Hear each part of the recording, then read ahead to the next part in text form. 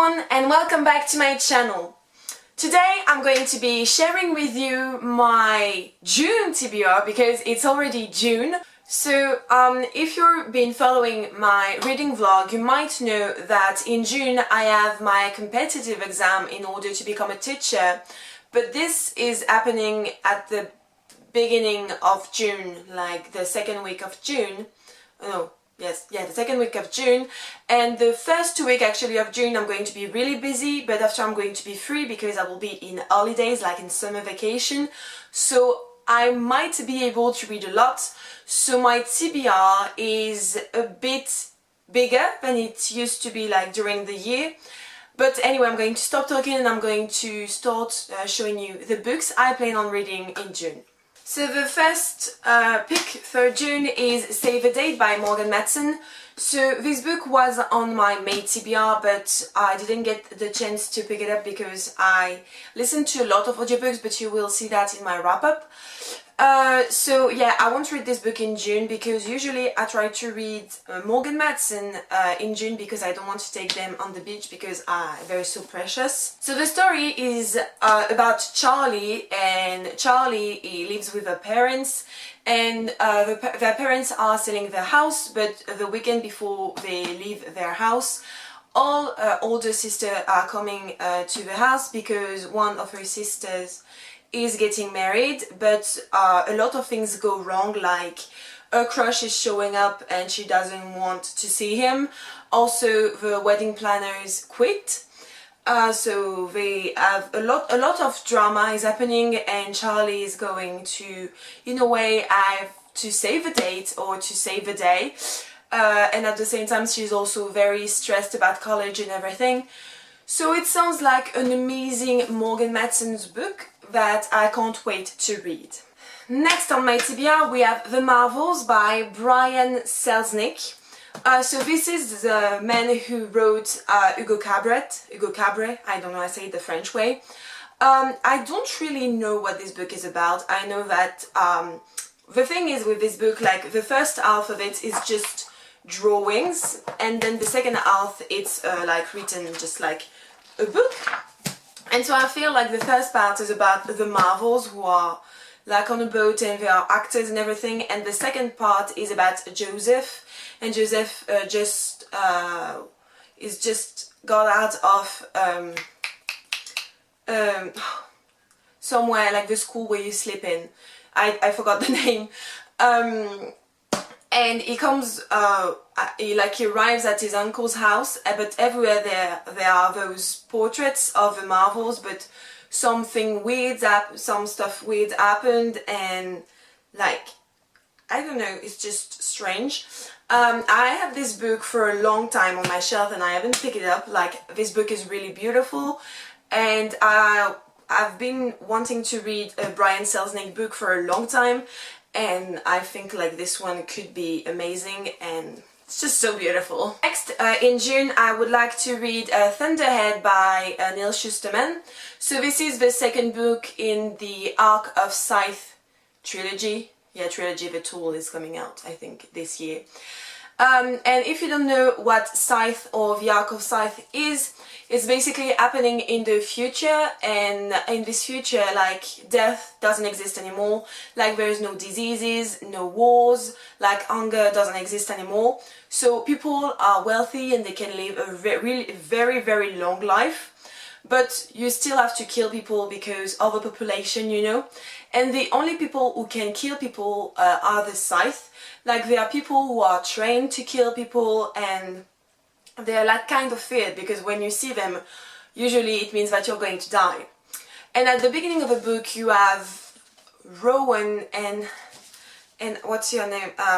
Citra, and there are two young, like two teens, but they are taken by the Scythe, I forgot the name of the Scythe, in order to become Scythe themselves, so they're in sort of internship with the Scythe. And from then they're going to discover that the Scythe word is really different from what they thought, like it's a wicked word with a lot of competition, and Scythe are not doing, like some Scythe are not really good, like they're really enjoying killing people and they do it like in a very bad way. It was really amazing. The first one, I loved it, even if it was problematic at some time, but I still enjoy it, and the ending was amazing. So I can't wait to read Thunderhead, because the first one ended up on a cliffhanger.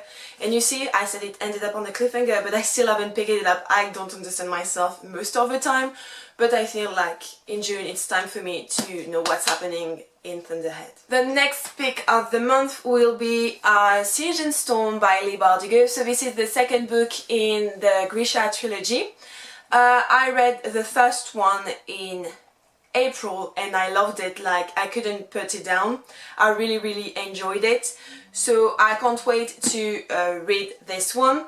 I think everybody knows what the Grisha trilogy is about, but if you don't, basically in the Grisha world you have normal people just like you and me, but there are also what we call the Grisha, and the Grisha are people, like normal people, but they have those abilities, like special abilities. Like there are three kinds of Grisha. You have the corporal key, the ethereal key, and the material key.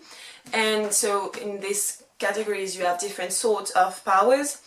And so you're following Alina, and Alina, all her life she thought she was normal, but one day she's with an army and they have to cross what's called the Shadowfold, no, the Unsea. The Unsea, and the fact is that in the Unsea you have those creatures that kills you. And so once she goes through with her best friend, he got attacked and she protects him, and at the same time she discovered that actually she is a Grisha and that she can control light and the sun, and from then she's going to go with a Grisha to train, and a lot of things are happening, and it was really great. I loved it, so I can't wait to see what will happen in this one, even though I know it's more focused on Elena and Mal, but I don't like Mal, so it's going to be rough for me to read this book, but I'm going to be brave and I'm going to read it. And last but not least, I would like to read Magnus Chase and the God of Asgard, but the Ship of the Dead. So this is the last book in the Magnus Chase and the God of Asgard trilogy by Rick Riordan. I really would like to read this because I want to complete this series in order to start a new one, because this is how I work. I tend to try to finish the series before starting new ones.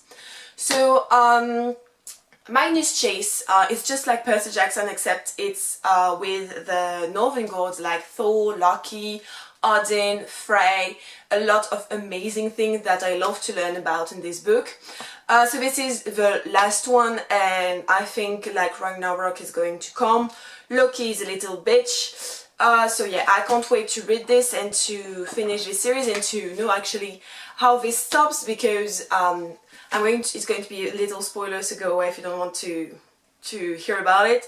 Like at the end, Annabeth, who is Magnus' cousin, tells Magnus that actually they need to get Percy and everyone, and I can't wait for Percy to come in here and for the Percy Jackson's character to come into this book. I can't wait to see my baby again, so I'm really excited to read this. And yeah, I really hope it will be good.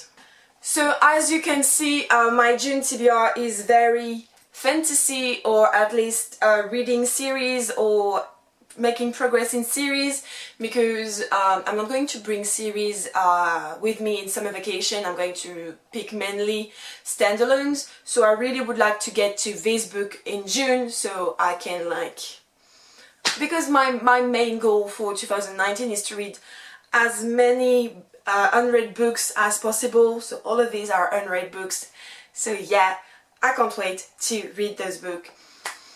Anyway guys, that's it for today. I hope you liked it. If you did, don't forget to subscribe to the channel. Also, tell me in the comments down below what you plan on reading in June. I would love to know. And yeah, I will see you next time. Bye guys!